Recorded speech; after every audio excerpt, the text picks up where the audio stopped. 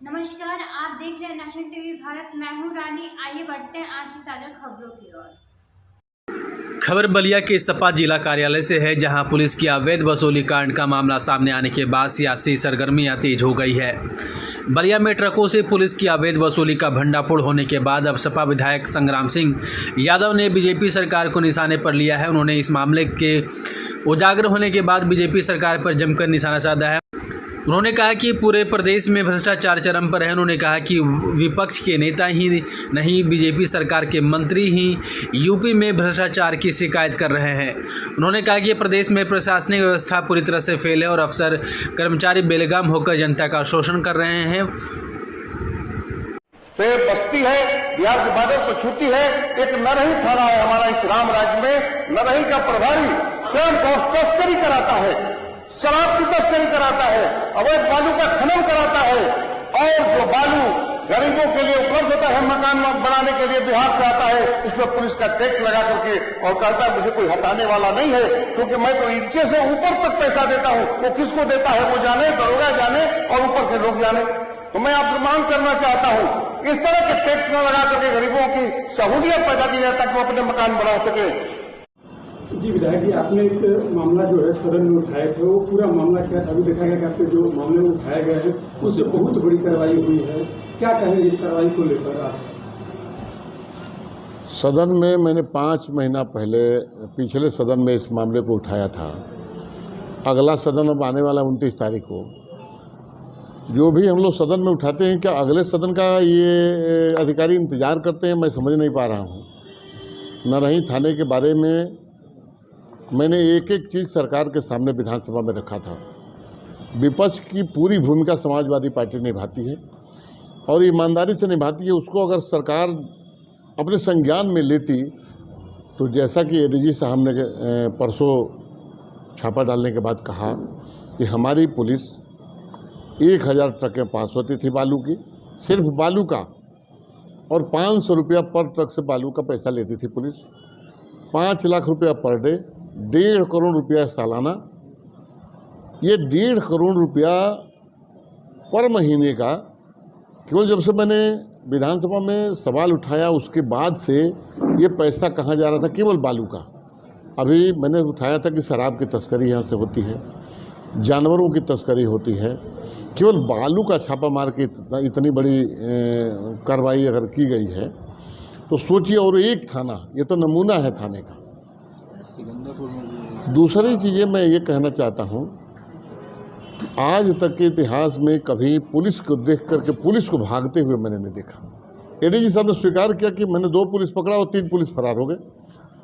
दरोगा थाना कूद करके फरार हो गया। एडीजी आए, डीआईजी आए, तो पहले मैंने देखा था कि डीआईजी और आईजी और एडीजी का स्वागत होता था, थाने पर चूना लगाया जाता था, पूरा पुलिस महकमा उनके स्वागत में खड़ा रहता था। पहली बार हुआ है कि चोर की तरफ पुलिस भाग रही है। अभी आपने कहा कि ये तो अपना नमूना था, कुछ और भी थाने हैं, तो और कौन कौन से थाने और थाने का बॉर्डर के जितने थाने हैं आपसे बता रहा हूँ, बलिया जनपद के, कितना पैसा जनता का वसूला। ये जनता का पैसा है जो पुलिस ने वसूलने का काम किया है। और उच्च अधिकारियों से, सदन से आने के बाद उच्च अधिकारियों से भी मैंने बात किया कि इन्होंने भेजा, हमारे बयान देने के बाद विधानसभा में इन्होंने कुछ अधिकारियों को भेजा और अधिकारियों ने लिपापोती की, अपने लोगों को खड़ा करके बयान ले लिया और बयान लेकर के इसको ख़त्म कर दिया।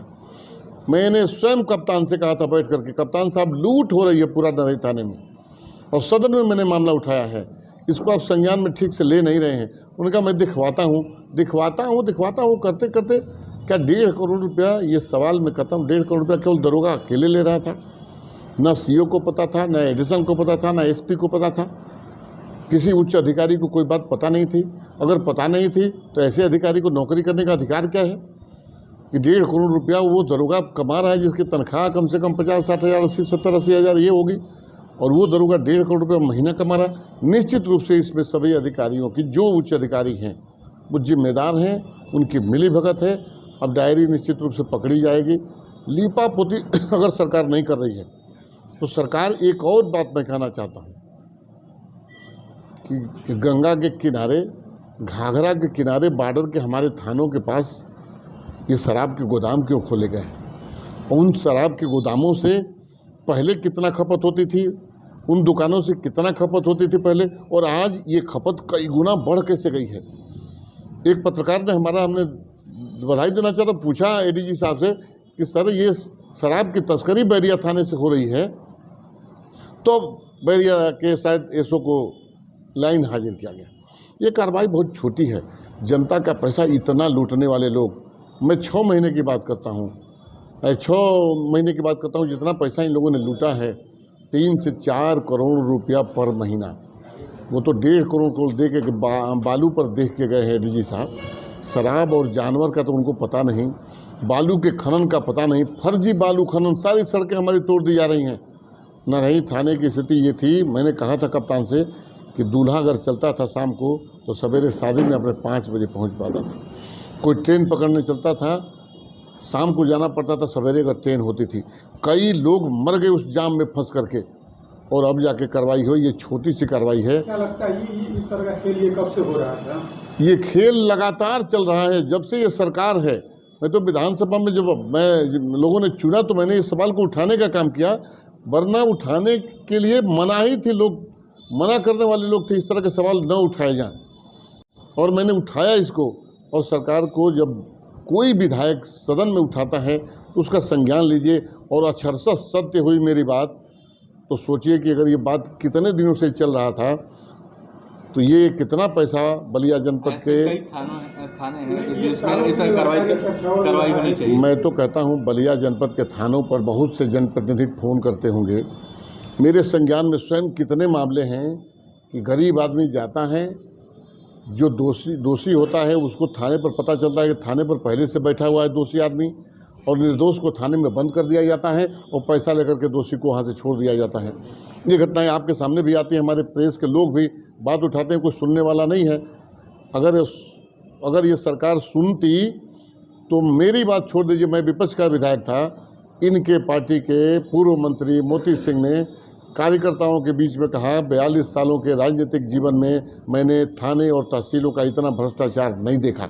अभी एक हमारे साथी जो हमारी तेरही कर रहे थे वो गए, वो कह रहे थे अभी तो ये एक हफ्ता हुआ होगा, उनका बयान था, उनका भाषण बाहर आया, तो उन्होंने कहा कि थाने और तहसील पर कोई सुनने वाला नहीं है भारतीय जनता पार्टी के पदाधिकारियों का, भारतीय जनता पार्टी के नेताओं का, और बिना पैसा लिए कोई काम नहीं हो रहा है।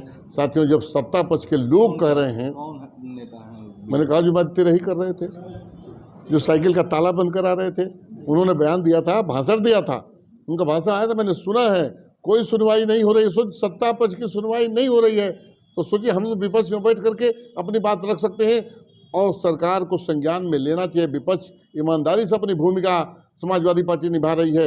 हमारी बातों को अगर संज्ञान में लिया गया होता तो 6 महीने पहले ये सब बंद हो गया होता। और बॉर्डर के कौन-कौन से थाने हैं? जितने थाने आप जानते हैं, हम भी जानते हैं कितने थाने बॉर्डर के हैं।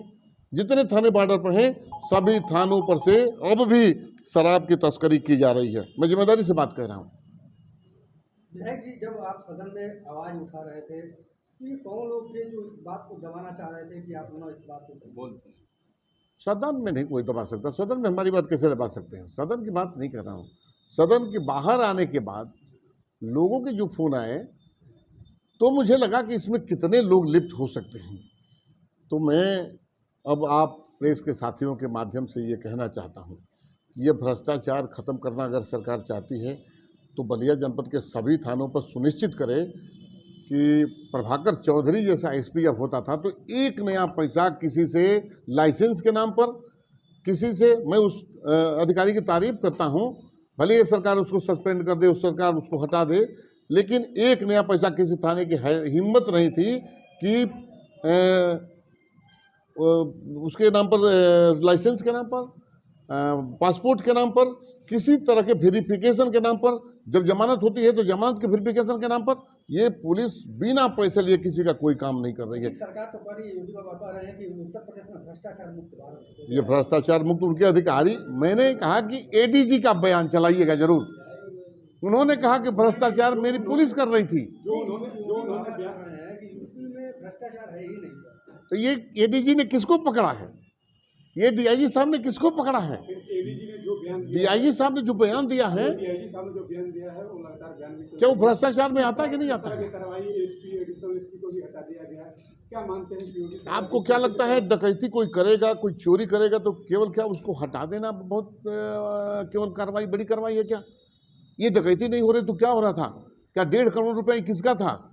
जो बालू जाती थी उस बालू का किसान से पैसा, उस काश्तकार से पैसा, उस मकान बनाने वाले से पैसा लिया जाता था, उसका पैसा पुलिस के पास जा रहा था। आप बताइए था कि नहीं था? बालू का पैसा किस में जाता? वो ट्रक वाला के अपने पास से देता, वो पैसा उसमें लगा करके उस जिसके यहाँ गिराता उसे वसूल लेता। ये पैसा जनता का था और जनता का पैसा गाढ़ी कमाई इन सबों ने लूटा है। तो इनके खिलाफ कार्रवाई ऐसी होनी चाहिए। ऐसे अधिकारियों को अब नौकरी करने का अधिकार नहीं होना चाहिए।